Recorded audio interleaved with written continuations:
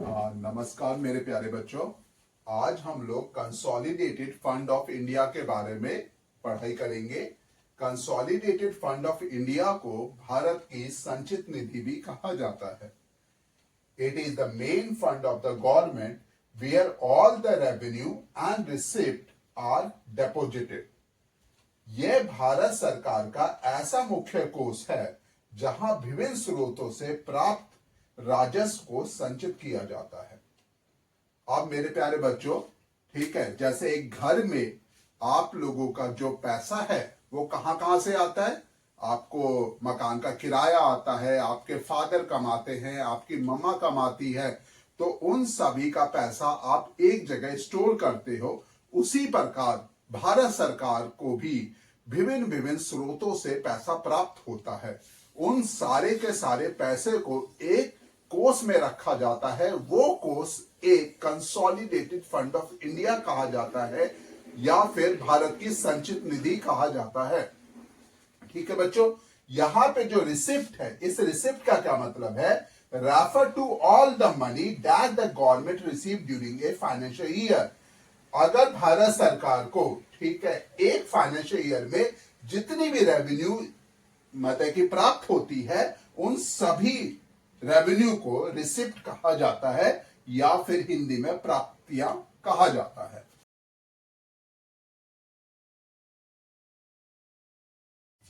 तो बच्चों, हम लोग सोर्सेस ऑफ रेवेन्यू के बारे में पढ़ते हैं, जो कंसोलिडेटेड फंड ऑफ इंडिया में किस किस प्रकार से भारत सरकार को राजस्व की प्राप्ति होती है।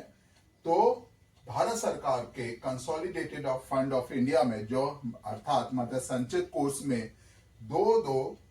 एक प्रकार से ये कहिए कि दो प्रकार से है ना प्राप्तियां होती है, राजस्व की प्राप्तियां होती है। एक है रेवेन्यू रिसिप्ट और एक है कैपिटल रिसिप्ट। ठीक है, रेवेन्यू रिसिप्ट को राजस्व प्राप्तियां कहते हैं। ठीक है, कैपिटल रिसिप्ट को पूंजीगत प्राप्तियां कहा जाता है। अब ये राजस्व प्राप्ति क्या है, रेवेन्यू रिसिप्ट क्या है, कैपिटल रिसिप्ट क्या है? राजस्व प्राप्तियां वो प्राप्तियां होती हैं जिसकी भारत सरकार की कोई देनदारी नहीं बनती है। कैपिटल रिसिप्ट वो प्रकार के रिसिप्ट होती हैं जिन पे भारत सरकार की देनदारी बनती है। अब राजस्व प्राप्ति जो है वो दो प्रकार से डिवाइडेड होता है। एक होता है टैक्स रेवेन्यू, एक होता है नॉन टैक्स रेवेन्यू। ठीक है, तो टैक्स रेवेन्यू को हिंदी में कर राजस्व बोला जाता है और नॉन टैक्स रेवेन्यू को, ठीक है, गैर कर राजस्व बोला जाता है। अब ये कर राजस्व क्या है? ठीक है, जैसे इनकम टैक्स हो गया, जीएसटी जो लोग पे करते हैं, ठीक है, तो वो कर राजस्व कहा जाता है। ठीक है, और नॉन टैक्स रेवेन्यू एक प्रकार से गैर कर राजस्व प्राप्त हुआ, जैसे फीस हो गया, इंटरेस्ट हो गया। इंटरेस्ट जैसे भारत सरकार ने किसी और को पैसा दे रखा है, उससे जो प्राप्त इंटरेस्ट जो है, अगर वो भारत सरकार को वो जो लोन दे रखा है किसी दूसरे को, तो उससे जो हमें लोन प्राप्त, उससे जो हमें इंटरेस्ट प्राप्त होता है, वो interest basically non tax revenue में आता है। ठीक है, फीस जो बहुत सारी स्पेक्ट्रम कंपनियां, जो टेलीकॉम कंपनियां, ठीक है, स्पेक्ट्रम यूसेज की वजह से जो फीस चुकाती हैं, वो नॉन टैक्स रेवेन्यू में आता है। ठीक है, कैपिटल रिसिप्ट अर्थात एक्सटर्नल लोन्स, ठीक है, जैसे कैपिटल रिसिप्ट जैसे मैंने अभी बताया, ठीक है, कि वो प्राप्तियां होती हैं जिसकी भारत सरकार की देनदारी बनती है, अर्थात भारत सरकार को इसे चुकाना है। जैसे डिसइन्वेस्टमेंट, जैसे पीएसयू सेक्टर्स के हम बहुत सारे क्या करते हैं, शेयर्स को प्राइवेट सेक्टर को बेच देते हैं। ठीक है, तो इससे भारत के एसेट में तो कमी आती है, लेकिन भारत को, ठीक है ना, मतलब कि राजस्व की प्राप्ति होती है।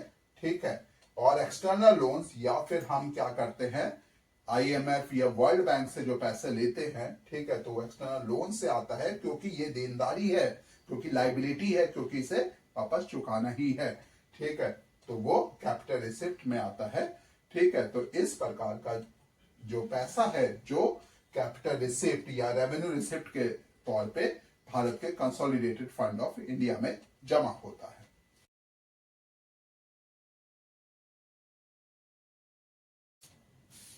तो बच्चों, हम लोग expenditure from the consolidated fund of India से इंडिया के बारे में समझते हैं। इसे हिंदी में संचित निधि से व्यय भी बोला जाता है।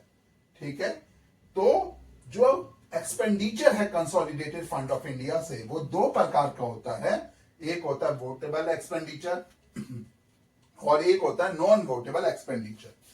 अब ये वोटेबल एक्सपेंडिचर क्या है कि Indian government can not withdraw money without parliament approval. ठीक है, तो consolidated of fund of India से भारत सरकार बगैर संसद की मंजूरी के बगैर इसमें से पैसा नहीं निकाल सकती। ठीक है, तो उस प्रकार के एक्सपेंडिचर वोटेबल एक्सपेंडिचर कहलाते हैं। नॉन वोटेबल एक्सपेंडिचर, ठीक है, इसे चार्ज एक्सपेंडिचर भी बोला जाता है।